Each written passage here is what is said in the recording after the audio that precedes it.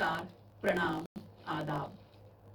कोविड-19 के प्रादुर्भाव की वजह से आज विद्यार्थी शाला में प्रत्यक्ष अध्ययन अनुभव लेने से वंचित हैं। बृहन्मुंबई महानगर पालिका शिक्षण विभाग ने एक सराहनीय कदम उठाया, जिससे हमारा कोई भी विद्यार्थी शिक्षा से वंचित न रहे। और इस श्रृंखला के अंतर्गत हम अपने विषय के रोचक घटक लेकर, रोचक वीडियोस लेकर आपके सामने उपस्थित रहेंगे। और इसी के अंतर्गत मैं श्रीमती पूर्णिमा पांडे आप सभी को वर्चुअल स्टूडियो क्लास में आमंत्रित करती हूँ अपने एक नए विषय के साथ, नए घटक के साथ। तो चलें अपने विषय के संग। आधुनिक भारत का इतिहास, कक्षा 8वीं।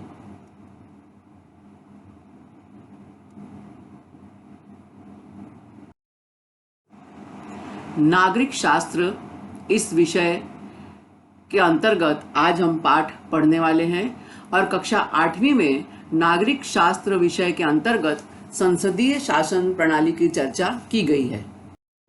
इसके तहत आज हम भारत की न्यायपालिका के बारे में कुछ जानकारी प्राप्त करेंगे।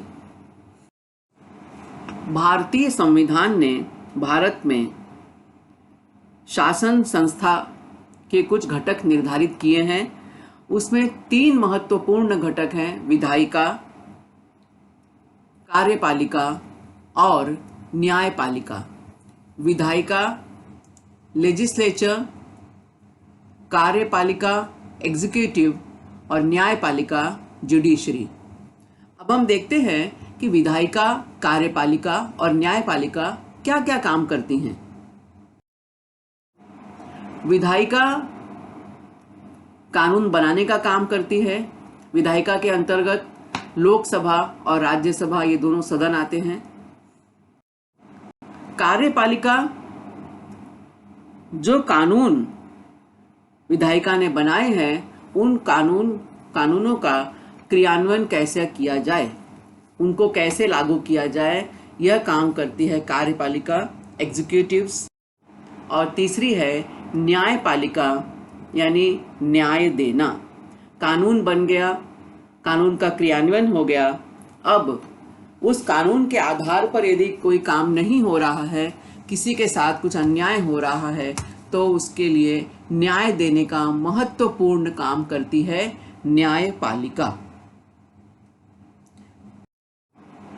आज हम भारत की इसी न्यायपालिका के बारे में कुछ जानकारी प्राप्त करेंगे। सबसे पहले हम विचार करेंगे कि आखिर हमें न्यायदान की आवश्यकता क्यों होती है। कोई अन्याय करता ही क्यों है कि किसी को न्याय की जरूरत पड़े।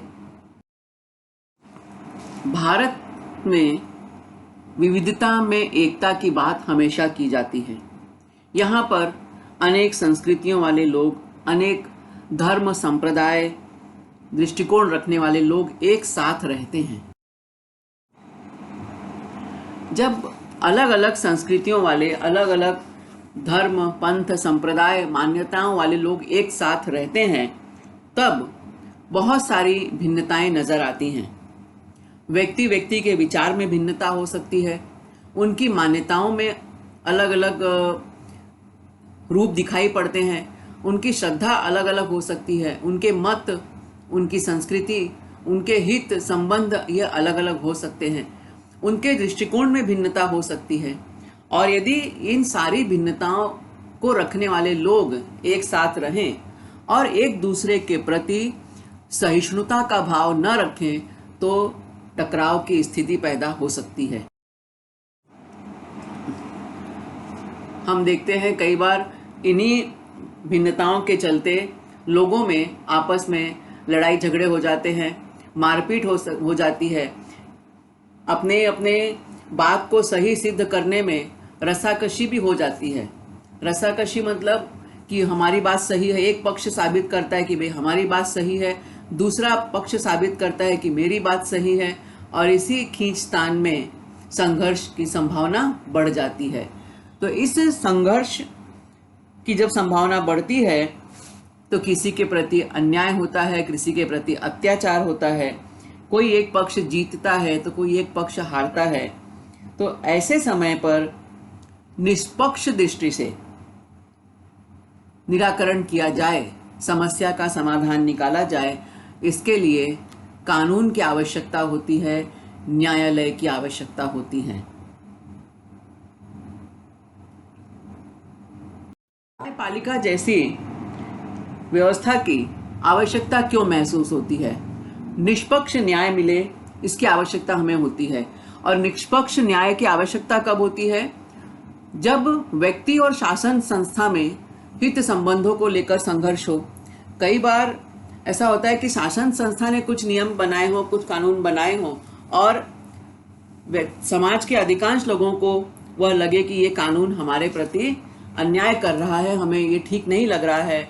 तो ऐसे में जो टकराव होता है, उस समय न्यायालय जो है, न्यायपालिका शासन और व्यक्ति के बीच सामंजस्य बिठाने का काम करती है।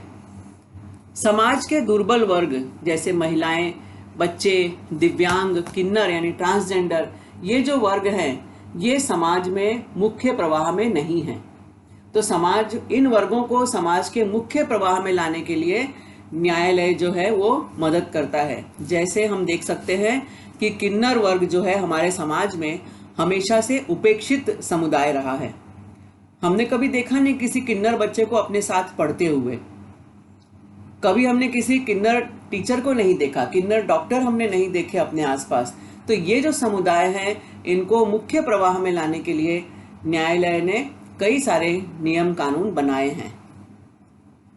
स्वतंत्रता, समता, न्याय और लोकतंत्र का लाभ समाज के सभी वर्गों को मिले, इसलिए न्यायालय कार्य करता है।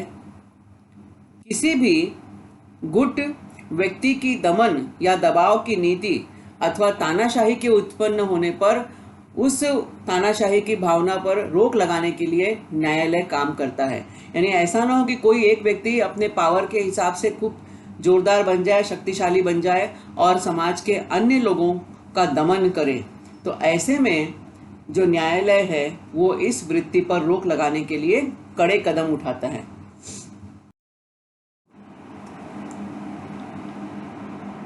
इसके अलावा हम देखते हैं जब परिवार में भी कई बार आपस में विवाद हो सकते हैं, स्त्री पुरुषों में आपस में समस्याएं हो सकती है, घर में पति पत्नी के बीच समस्या हो सकती है, किसी ऑफिस में हम देखें तो कर्मचारियों के प्रति, कर्मचारी और जो मालिक है इनके बीच में समस्या हो सकती है, संघर्ष हो सकता है, शासन के प्रति कभी असंतोष हो सकता है। तो ऐसी अनेक स्थितियों में न्यायपालिका जो है वो संतुलन बिठाने का काम करती है, निष्पक्ष न्याय देकर किसी के प्रति अन्याय न हो, इस बात का पूरा पूरा ध्यान न्यायालय में रखा जाता है। स्वतंत्रता, समता, न्याय और लोकतंत्र, इनके फायदे, इनके लाभ जब साधारण मनुष्यों को मिलने लगते हैं तब लोकतंत्र की व्याप्ति तथा गहराई बढ़ जाती है और यह लोकतंत्र को सशक्त बनाने के लिए आवश्यक भी है। तभी हमारा लोकतंत्र सशक्त होता है जब हमारे देश का आम नागरिक अपने स्वतंत्रता का भरपूर लाभ ले सकता है, उसे अपने समाज में समता का एहसास हो, उसे हर जगह पे न्याय की उम्मीद हो, तभी हमारा लोकतंत्र सशक्त होता है। और इसमें महत्वपूर्ण भूमिका निभाती है हमारी न्यायपालिका।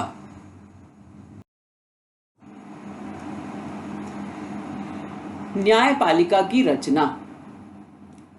भारत एक संघ राज्य है और प्रत्येक संघ राज्य का एक स्वतंत्र विधानमंडल और कार्यकारी मंडल है। इसके पहले के पाठ में हम पढ़ चुके हैं कि भारत में राज्य स्तर पर सरकारें काम करती हैं, मुख्यमंत्री होते हैं, विधान परिषद होती है, उसके अलावा उनकी अपनी कार्यकारी मंडल होता है उनका, जो उनके कानून का क्रियान्वयन करता है।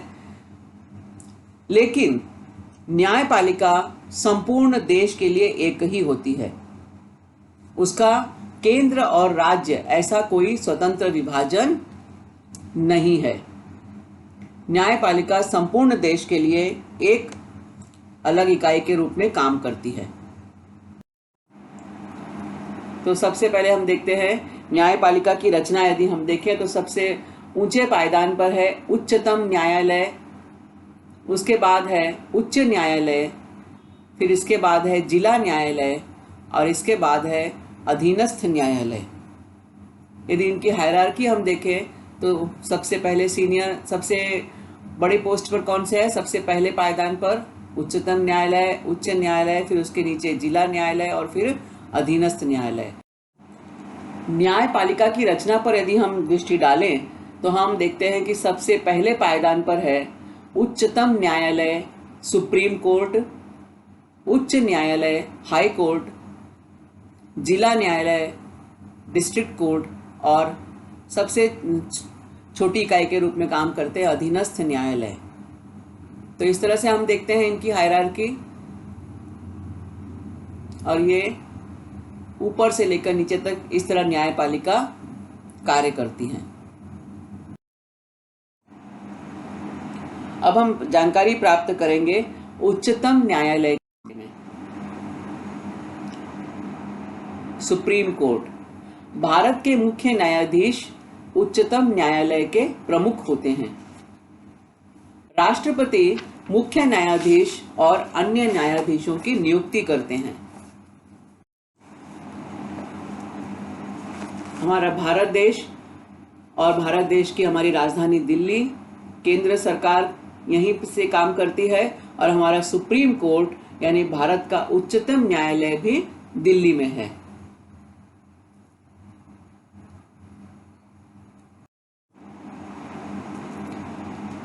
न्यायाधीशों की योग्यताएं। जो न्यायाधीश के रूप में काम करते हैं इन लोगों के लिए भी कुछ योग्यता की शर्तें हैं। संविधान ने कुछ नियम बनाए हैं। तो पहला सबसे अनिवार्य जो पहली शर्त है वो है कि व्यक्ति भारत का नागरिक हो। कोई विदेशी नागरिक हमारे देश में न्यायाधीश के पद पर कार्य नहीं कर सकता। उसे कम से कम 5 साल के लिए उच्च न्यायालय का न्यायाधीश या 2 से अधिक न्यायालयों में लगातार कम से कम 5 वर्षों तक न्यायाधीश के रूप में वो काम कर चुका हो। यानी जो हमारे सुप्रीम कोर्ट के जो जज होते हैं, उच्चतम न्यायालय के जो न्यायाधीश होते हैं, उनके लिए जो योग्यताएं निर्धारित की गई हैं उनमें से ये 2 प्रमुख हैं। इसके बाद हम देखते हैं कि किसी उच्च न्यायालय या अन्य न्यायालयों में लगातार 10 वर्ष तक अधिवक्ता रह चुका हो, अथवा वह व्यक्ति राष्ट्रपति की राय में एक प्रतिष्ठित विधिवेत्ता होना चाहिए, कानून का जानकार होना चाहिए। यहाँ पर यह जानना आवश्यक है कि उच्चतम न्यायालय का न्यायाधीश बनने हेतु किसी भी प्रदेश के उच्च न्यायालय में न्यायाधीश का 5 वर्ष का अनुभव होना अनिवार्य है। तभी वो व्यक्ति सुप्रीम कोर्ट यानी उच्चतम न्यायालय के न्यायाधीश की कुर्सी पर विराजमान हो सकता है। उच्चतम न्यायालय मुख्य न्यायाधीश। भारत के मुख्य न्यायाधीश उच्चतम न्यायालय के प्रमुख होते हैं और मुख्य न्यायाधीश के साथ भी अन्य बहुत सारे वहाँ पे न्यायाधीश काम करते हैं। शुरू में न्यायाधीशों की मूल संख्या 8 हुआ करती थी और ये बढ़ते बढ़ते अब 2019 में 34 तक पहुंच गई है। यानी मुख्य न्यायाधीश के साथ अन्य 34 न्यायाधीश और उनके साथ काम करते हैं।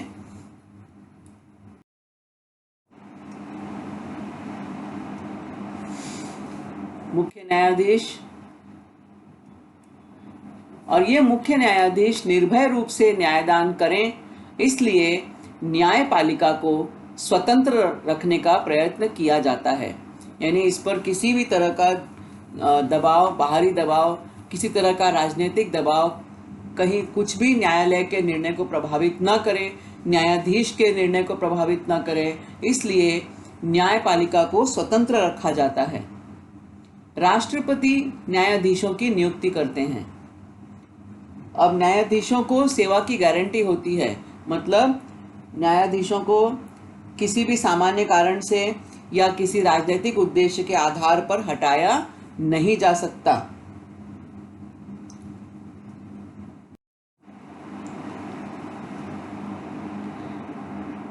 मुख्य न्यायाधीश को कुशल विधि वेत्ता होना चाहिए। सुप्रीम कोर्ट का जो न्यायाधीश होता है, उच्चतम न्यायालय का न्यायाधीश जो होता है, उसे उच्च न्यायालय में यानी किसी भी राज्य के हाई कोर्ट में न्यायाधीश पद का अथवा वकालत का अनुभव होना चाहिए। उच्चतम न्यायालय के न्यायाधीश 65 वर्ष की आयु पूर्ण करने पर अवकाश ग्रहण करते हैं। सामान्यतः हम देखते हैं सरकारी नौकरियों में 58 साल या कहीं कहीं 60 साल में रिटायरमेंट होता है, सेवानिवृत्ति होती है। लेकिन सुप्रीम कोर्ट का जो जज होता है, उच्चतम न्यायालय का न्यायाधीश, ये 65 वर्ष की आयु में रिटायर होते हैं, क्योंकि यह जो पद होता है बहुत जिम्मेदारी का पद होता है। इस पद पर काम करने के लिए एक लंबे अनुभव की आवश्यकता होती है, इसलिए यहाँ रिटायरमेंट की उम्र जो है वो 65 साल होती है।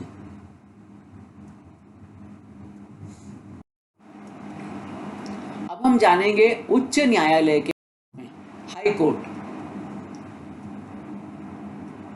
ये मुंबई हाई कोर्ट है, ये जो हम देख रहे हैं ये है हमारे मुंबई हाई कोर्ट के एक चित्र।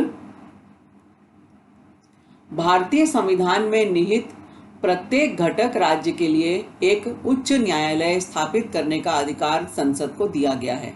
यानी प्रत्येक राज्य में एक हाई कोर्ट होता है, एक उच्च न्यायालय होता है। वर्तमान समय में अपने देश में 24 उच्च न्यायालय हैं।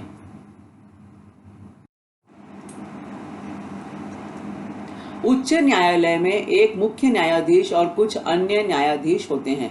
जिस तरह हमने देखा कि सुप्रीम कोर्ट में एक मुख्य न्यायाधीश है और उसके साथ 34 न्यायाधीश और होते हैं, उसी तरह से हाई कोर्ट में भी, उच्च न्यायालय में भी एक मुख्य न्यायाधीश होता है और उसके साथ कुछ अन्य न्यायाधीश भी होते हैं। राष्ट्रपति उच्च न्यायालय के सभी न्यायाधीशों की नियुक्ति करते हैं। जिला और अधीनस्थ न्यायालय।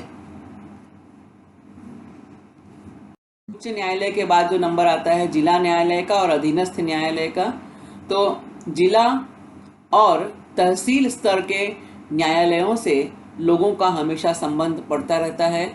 प्रत्येक जिला न्यायालय में एक जिला न्यायाधीश होता है।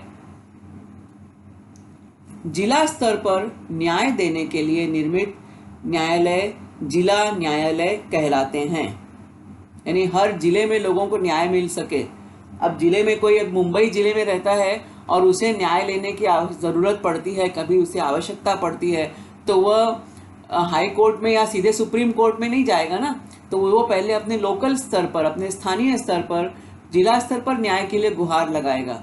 तो उसके लिए जिला स्तर पर सभी को न्याय मिल सके, तो वहाँ न्याय देने के लिए जो न्यायालय बनाए जाते हैं उन्हें जिला न्यायालय कहते हैं। ये न्यायालय एक जिला या कई जिलों के लोगों के लिए होते हैं। अब ये डिपेंड करता है, निर्भर करता है उस जिले की जनसंख्या पर और उस जिले में दायर हुए मुकदमों की संख्या पर। ये न्यायालय उस प्रदेश के उच्च न्यायालय के प्रशासनिक नियंत्रण में काम करते हैं।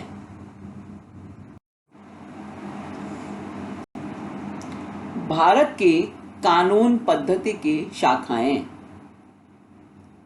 पहला है दीवानी कानून और दूसरा है फौजदारी कानून। अब कानून भी बहुत तरह के हैं। मुख्य रूप से इनको हमने भारत में दो तरह के शाखाओं में बांटा गया है। पहला है दीवानी कानून यानी सिविल लॉ और दूसरा है फौजदारी कानून या आपराधिक कानून, जिसे हम कहते हैं क्रिमिनल लॉ। सबसे पहले हम जानते हैं दीवानी कानून के बारे में, सिविल लॉ के बारे में। लोगों के अधिकारों का हनन करने वाले विवाद इस कानून के अंतर्गत आते हैं।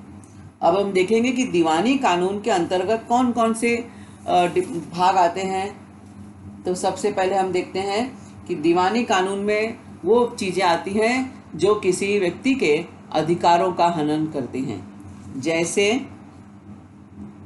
जमीन से संबंधित विवाद, प्रॉपर्टी से संबंधित विवाद और विवाह विच्छेद यानी डिवोर्स के मामले, फैमिली में आपस में परिवार में कुछ लड़ाई झगड़े हों, तो ये सब जो निपटारे होते हैं, इन सब का निपटारा सिविल लॉ के अंतर्गत किया जाता है, दीवानी कानून के अंतर्गत किया जाता है। जमीन से संबंधित, जायदाद से संबंधित, प्रॉपर्टी से संबंधित और परिवार से संबंधित विवाह विच्छेद या डिवोर्स जैसे मामले, ये सब दीवानी कानून के अंतर्गत आते हैं। और अब दूसरा है फौजदारी कानून, आपराधिक कानून या क्रिमिनल लॉ। अब अपराध के दायरे में बहुत सारी चीज़ें आती हैं, किन चीज़ों को अपराध माना जाए और किसे नहीं, तो इसके लिए भी कुछ नियम सीमा निर्धारित किए गए हैं। तो फौजदारी कानून के सहारे गंभीर स्वरूप के अपराधों को हल किया जाता है। और ये गंभीर स्वरूप के अपराध कौन कौन से हैं? चोरी, डकैती, दहेज के लिए शारीरिक यातनाएं देना, किसी का मर्डर कर देना, हत्या कर देना, अपहरण कर लेना, तो ये सब जो तकलीफ़ें हैं दी जाती हैं, ये सब जो अत्याचार किए जाते हैं, इनके प्रति यदि हमें न्याय की आवश्यकता हो तो ये फौजदारी कानून के अंतर्गत आते हैं। फौजदारी कानून के अंतर्गत काम कैसे होता है? तो सबसे पहले इन अपराधों के लिए पुलिस स्टेशन में FIR दर्ज किया जाता है, रिपोर्ट दर्ज कराई जाती है, इसे FIR कहा जाता है। FIR पुलिस उसकी जांच करती है और उसके बाद अदालत में मुकदमा दायर होता है। और यदि उसके बाद पक्ष प्रतिपक्ष को अपनी बात रखने का मौका मिलता है, दोनों तरफ के वकील होते हैं, अपने आपसी मुद्दों को परस्पर जज के सामने रखा जाता है, उसकी सुनवाई होती है, सबूत प्रस्तुत किए जाते हैं, गवाह पेश किए जाते हैं और सभी पक्षों की यानी दोनों पक्षों की बातों को सुनने के बाद जो जज है वो अपना निर्णय देते हैं। और यदि अपराध सिद्ध हो गया तो अपराध सिद्ध होने पर सजा का स्वरूप भी गंभीर होता है। तो इस तरह हम देखते हैं कि भारतीय न्याय व्यवस्था का देश की प्रगति में बहुत बड़ा योगदान है। सामान्य लोगों में भी न्यायपालिका के प्रति आदर और विश्वास की भावना है। भारत में चाहे कुछ भी हो जाए, हम कई बार सुनते हैं लड़ाई झगड़ा आपस में किसी का हो जाए, मारामारी हो जाए, तो हम लोग क्या बोलते हैं? मैं तुम्हें कोर्ट में देख लूँगा। यानी कोर्ट के प्रति लोगों का विश्वास आज भी बना हुआ है। न्यायालय के प्रति लोगों में एक आदर की भावना है। लोगों में ये विश्वास है कि कहीं भी हमारे साथ अत्याचार हो, लेकिन न्यायालय में हमें पूरा इंसाफ मिलेगा, हमारे साथ कोई अन्याय नहीं होगा, निष्पक्ष रूप में हमारी बात सुनी जाएगी और निष्पक्ष रूप से हमारे साथ न्याय भी किया जाएगा, हमें अपना अधिकार मिलेगा। और यह जो विश्वास है, यह विश्वास बहुत बड़ी चीज़ है।